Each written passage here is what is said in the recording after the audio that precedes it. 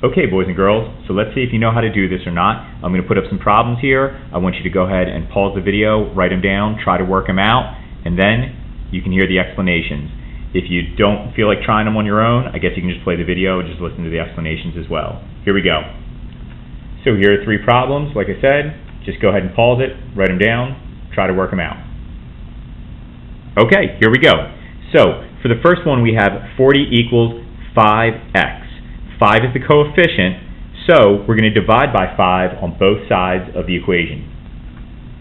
The times 5 divided by 5 on the right-hand side cancels out like so, and this leaves x on the right-hand side. On the left-hand side, 40 divided by 5 is 8. Since the signs are the same there with both those numbers, then the answer is positive. In question 2, -7 is the coefficient, so we're going to divide by -7 on both sides. Do not forget to include the negative sign. On the left, the -7's cancel, leaving r, and on the right, 42 divided by 7 is 6. But since the signs there are different, notice the 42 is positive and the -7 denominator is negative, so the answer is going to be -6. Signs are different, the answer is negative. And in question 3, -3 is the coefficient, so divide both sides by -3. On the left-hand side, the -3's cancel.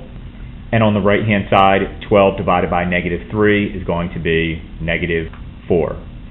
Now, another thing that students ask me all the time, taking a look at the solution for question 1, is does it matter if I write 8 equals x or x equals 8? The truth is that it really doesn't matter, although stylistically, most teachers and textbooks prefer if you write the letter first. So, like in problem 2, r equals -6, or for 3, h equals -4. The truth is, it doesn't matter to me, but other teachers might get upset if you write your answer like I did for question 1. Now, let's take a look at 3 more problems. So, there we go.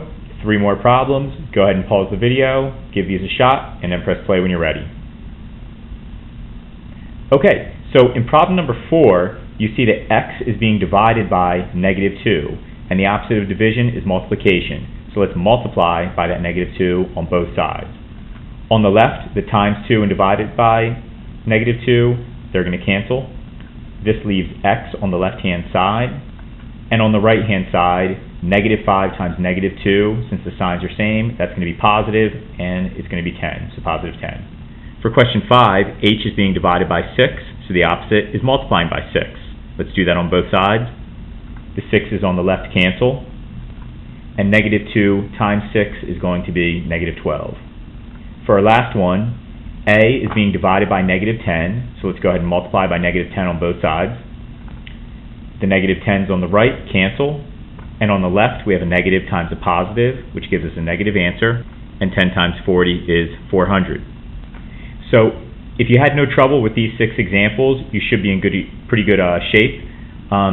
Don't forget to keep track of your signs. Remember, the opposite of multiplication is division, opposite of division is multiplication, and show your work just like this when you're doing your